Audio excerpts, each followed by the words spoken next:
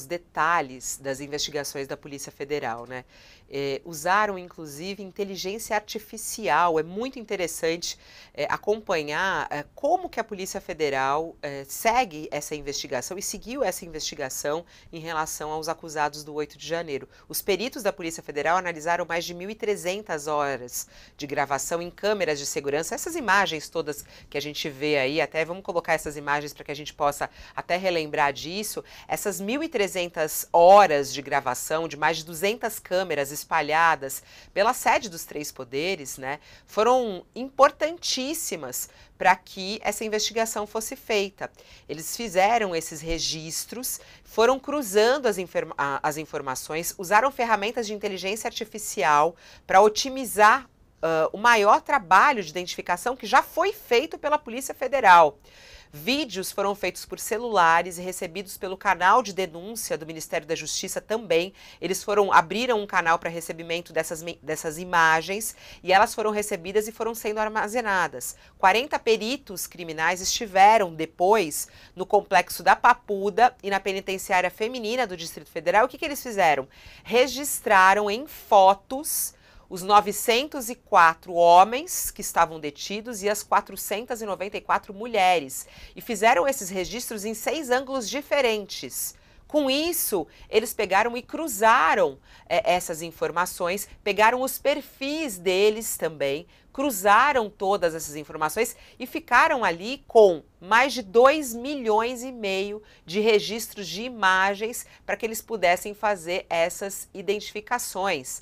É muito interessante isso, né, Josias? Porque a gente vive esse tempo da selfie, do registrar tudo, do postar, e eles fizeram isso, eles se prejudicaram por isso, e essa quantidade de imagens que foram usadas para essa investigação. Muito interessante o uso da inteligência artificial e da tecnologia nessa investigação, né? Impressiona bastante e é irônico e até paradoxal, né, Fabíola, que ferramentas da inteligência artificial tenham auxiliado a Polícia Federal a investigar um ataque golpista inspirado na ignorância natural de um líder obtuso, né? Mas, de fato, impressiona o empenho da Polícia Federal e o método com que os investigadores trabalharam, né? Eles dispunham das imagens, as imagens das câmeras de segurança e também as imagens que os criminosos produziram com grande voluptuosidade, né? Havia muitas imagens nas redes sociais.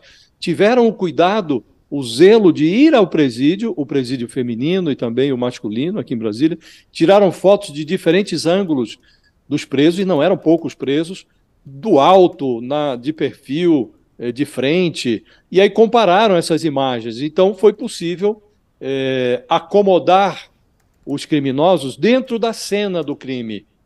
Agora, a despeito disso, a polícia não conseguiu, em todos os casos, há casos que são notórios, o sujeito que derrubou o relógio, o relógio do Dom João VI, lá no Palácio do Planalto, o que esfaqueou o painel do Di Cavalcante, esses estão filmados e tal, mas esses até não estão sendo julgados hoje. Mas há outros casos em que não foi possível individualizar o estrago. E esse é um dos itens que são agora explorados pelos advogados, os defensores públicos, que estão cuidando da defesa nesses 4 casos de hoje, estão pedindo a absolvição dos réus sob o argumento de que não houve uma individualização das responsabilidades. E isso é o principal elemento da defesa. Aí a Procuradoria-Geral da República argumenta, a meu ver, com grande propriedade, nós estamos diante de um crime coletivo, né? E o que se verifica aqui, diante de tantas provas reunidas pela Polícia Federal, é que esses crimes praticados aí num contexto de multidão, eles só podem se consumar com a soma dessas condutas todas, a comunhão de esforços. Então, eles não estavam lá, como disse bem aqui o professor Maerovitch, eles não estavam lá fazendo turismo patriótico, né? Estavam lá, não era turismo cívico, estavam cometendo crime. E esse crime só foi possível porque havia uma multidão unida por um propósito comum de invadir aqueles prédios e destruí-los. como de fato foi feito. Então, as provas serviram para isso. Fabíola, acomodaram os criminosos na cena do crime de forma irrefutável.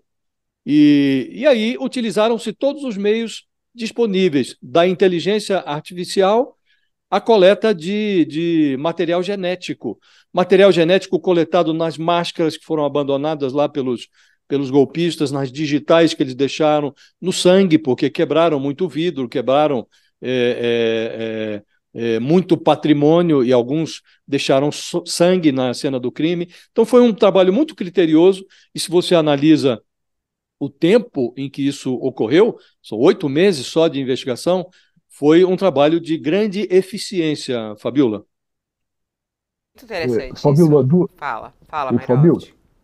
uma coisa importante em cima disso que o Josias bem coloca, que é o seguinte: é, os especialistas, os mestres no direito penal, eles analisam os delitos coletivos. E nesses delitos coletivos, eles concluem, eu estou falando do Brasil e estou falando também da legislação penal europeia, o que acontece? Eles analisam esses delitos coletivos e colocam que a descrição na denúncia não precisa ser minudente, porque é praticamente impossível. O que importa é o vínculo psicológico de adesão. Por quê? E dizem os criminalistas, os juristas, porque quer na lei brasileira, quer na lei europeia, todos os que aderem, os que participam de um crime, incidem nas penas a eles cominadas. Então, nos delitos coletivos, tem esse aspecto do vínculo de adesão. E esse vínculo, como o dolo, ele é presumido. Quem diz que não teve esse vínculo, oh, eu passei lá por acaso, fui empurrado, fui levado na marra e colocado lá dentro. Então, tem que provar